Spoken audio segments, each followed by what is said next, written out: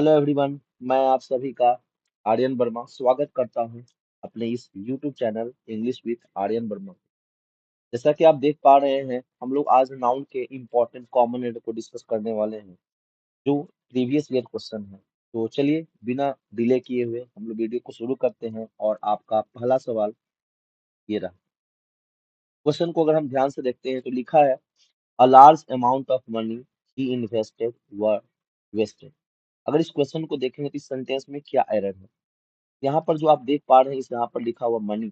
Money को अगर हम ध्यान से समझते हैं तो मनी जो है ये हमारा अनकाउंटेबल नाउन है और इस वजह से इसके साथ आने वाला वर्ब जो है सिंगुलर होता है, यानी हमारा वर्ब के जगह पे वाज होना चाहिए। ऑप्शन नंबर हमारा 4 करेक्ट है। क्लियर है। चलिए नेक्स्ट क्वेश्चन हमारा ये रहा। The man played the flute and lead all the mouse out of the town. जब हम लोग ऑल की बात करते हैं तो ऑल के साथ आने वाला नाउन हमारा पीसीएन यानी कि प्लूरल काउंटेबल होता है।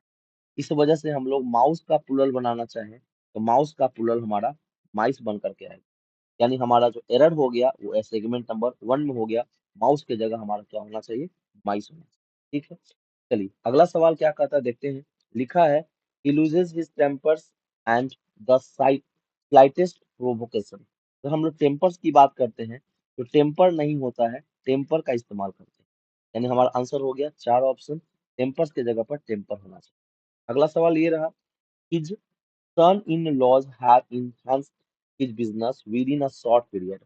अगर हम लोग सन इन लॉ का प्लूरल बनाने का बात करते हैं तो सन इन लॉ का प्लूरल बनाने के लिए सन में एस जोड़ते हैं, ना कि लॉ में एस जोड़ते हैं, और इसी वजह से हम लोग यहाँ पर प्लूरल देख रहे हैं यानी कि हैव देख रहे हैं। ऑप्शन नंबर हमारा 3 हो गया करेक्ट। क्लियर है, सभी को समझ में आ रहा होगा ये। चलिए बढ़ते हैं नेक्स्ट क्वेश्चन की तरफ। अगला क्वेश्चन लिखा है the crowd of the migrant worker. अगर हम लोग क्राउड की बात करते हैं तो क्राउड का मतलब ही होता है मोर देन वन। इसका मतलब हो गया वर्कर, यहाँ पर लिखा हुआ गलत है और वर्कर के जगह पे हमारा होना चाहिए वर्कर्स। तो आप देख सकते हैं ऑप्शन नंबर हमारा 2 मैच कर रहा है, यानी कि ऑप्शन नंबर 2 हमारा करेक्ट हो गया। वर्कर के जगह पे होना चाहिए वर्कर्स। क्लियर है। चलिए अगला क्वेश्चन लिखा है the Commonwealth games had a grand opening ceremony spectacular culture performance. यहाँ पर हम लोग कल्चरल एडजेक्टिव है और एडजेक्टिव के बाद नाउन आता है, इस वजह से हम लोग यहाँ पर परफॉर्मिंग नहीं लिखेंगे, लिखने का काम करेंगे परफॉर्मेंस। तो परफॉर्मेंस हमारा करेक्ट आंसर है। तो ऑप्शन नंबर आप देख सकते हैं जो हमारा करेक्ट आंसर। क्लियर है सभी को। चलिए अगला सवाल कहता है, ध्यान से समझते हैं। लिखा है the park was well lighted at night but it was deserted so it was a bit scared। अगर आप इसको देखेंगे स्केयर जो लिखा गया है तो यहाँ पर स्कैरी होना चाहिए, इसका मतलब होता है डराना, और हमें यहाँ नाउन की जरूरत है। तो ऑप्शन नंबर हमारा 4 हो गया करेक्ट आंसर। क्लियर है। अगला सवाल लिखा है they had to wait for the luggages. Luggages नहीं होता है, हम लोग लगेज लिखने का काम करते हैं। लगेज का मतलब सामान, लगेज इंफॉर्मेशन फर्नीचर, ये सब हमारा अनकाउंटेबल नाउन के कैटेगरी में आता है।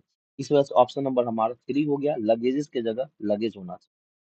अगला सवाल देखिए, अभी अभी बताया हमने दिस फर्नीचर। जब हम लोग फर्नीचर की बात करते हैं तो फर्नीचर से नहीं होता है, हम लोग फर्नीचर ही लिखते हैं और ये अनकाउंटेबल नाउन है।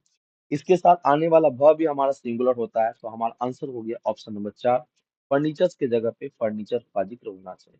क्लियर है सभी को। ये सारे सवाल हमारे पीवाई क्यूएस हैं, बहुत ध्यान से देखते हुए चलिए। Next question is the publics are not satisfied with the new act.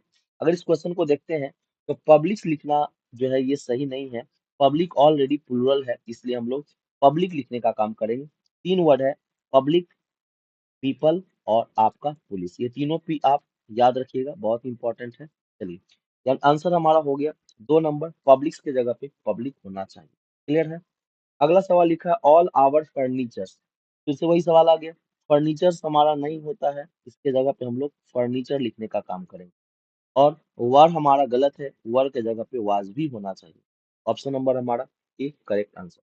Clear है मेरे दोस्तों। चलिए नेक्स्ट क्वेश्चन कहता है डॉक्टर से that home isolation is far more effective than hospitalize in case of mild infection.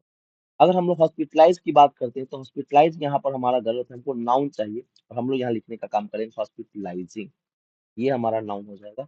Option number 2 correct. Clear है। अगला सवाल कहता है we have decided to spend our time play online game. Play नहीं बोलेंगे, हम लोग यहाँ पर नाउन का जिक्र करेंगे और हम लोग बोलने का काम करेंगे प्लेइंग आउट ऑनलाइन। ठीक है, तो ऑप्शन नंबर हमारा दो करेक्ट होगा, प्ले के जगह पर प्लेइंग होना चाहिए। Next question is the prices of tomatoes. Tomatoes तो ठीक लिखा है, लेकिन हम लोग प्राइसेस की बात नहीं करते, हम लोग प्राइस बोलेंगे। The price of tomatoes, option number हमारा थ्री करेक्ट होगा। अगला क्वेश्चन कहता है Anita enjoy to swim in the sea. अगर हम लोग यहाँ इंजॉयड की बात करते हैं तो इसके साथ आने वाला हमारा वर्ब जो है वो भी फोर होता है, जिसे हम लोग जेरंड कहते हैं। आपको इसका हम लोग एडवांस के लेवल पे पढ़ाते हैं, और ये हमारा हो जाएगा यहाँ पर स्विमिंग। तो टू स्विम के जगह पे हमारा स्विमिंग होना चाहिए, option number three correct. Next question लिखा है she speak very highly of both her daughter in laws. अगर हम लोग डाउटर इन लॉ का प्लूरल बनाना चाहे तो हम लोग फर्स्ट एलिमेंट में एस जोड़ने का काम करते हैं, यानी कि डाउटर में एस लगेगा तो हम लोग डाउटर्स इन लॉ बोलेंगे, न कि डाउटर इन। ऑप्शन नंबर हमारा दो करेक्ट हो जाएगा, डाउटर्स इन लॉ। क्लियर है। अगला क्वेश्चन लिखा है his loyalty and honesty are above suspect. Suspect यहाँ पर लिखा हुआ हमारा गलत है, हमारा सही आंसर होगा सस्पिशन। क्या लिखेंगे हम लोग, सस्पिशन हमारा आंसर होगा, यानी सस्पेक्ट लिखा हुआ हमारा गलत है। बढ़ते हैं अगले क्वेश्चन की तरफ, देखते हैं क्या लिखा जाता है, बहुत ध्यान से समझते हुए चलेंगे। क्वेश्चन लिखा है last month we purchase electronic equipment. Equipment भी हमारा अनकाउंटेबल नाउन है, इसलिए हम लोग इक्विपमेंट में एस नहीं जोड़ेंगे, इक्विपमेंट लिखने का काम करेंगे। तो ऑप्शन नंबर हमारा हो जाएगा थ्री करेक्ट आंसर। अगला सवाल लिखा है when Nancy saw the mess the burglar was made the broke down in tears, है ना। यहाँ पर जो लिखा गया है बर्गलर्स, ये नाउन के रूप में नहीं है, नाउन के रूप में हमें लिखना पड़ेगा, इसके साथ जोड़ेंगे ए आर वाई, यानी कि बर्गलर। ठीक है, तो ऑप्शन नंबर हमारा हो जाएगा दो number correct answer.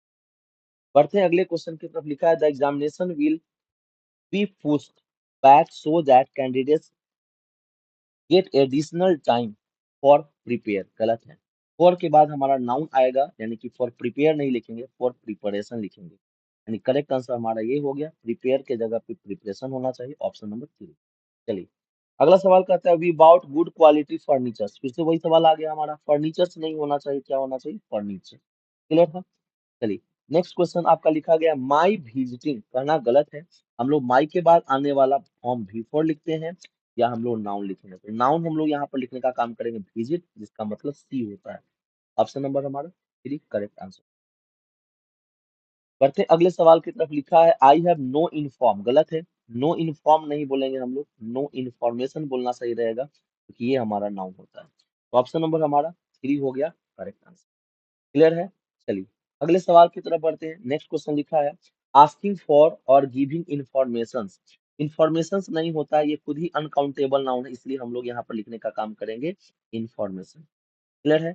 Option number आपका चार करेक्ट हो गया। क्लियर है सभी को, आई होप क्लियर होगा। और ये हमारा था सेकंड लास्ट सवाल। बढ़ते हैं आखिरी क्वेश्चन की तरफ, और अगला क्वेश्चन हमारा ये रहा, बहुत ध्यान से देखिए। लिखा ही सक्सेसफुल एज अ लॉयर। गलत है, सक्सेसफुल नहीं होगा, यहाँ पर हम लिखेंगे ही सक्सेस एज अ लॉयर, हमारा ये आंसर करेक्ट होगा। सक्सेस की जगह पे हमें लिखना पड़ेगा सक्सेसफुल की जगह लिखना पड़ेगा सक्सेस। तो ऑप्शन नंबर आप देख लीजिए, चार नंबर इसके बाद नाउन आता है, क्योंकि एडजेक्टिव।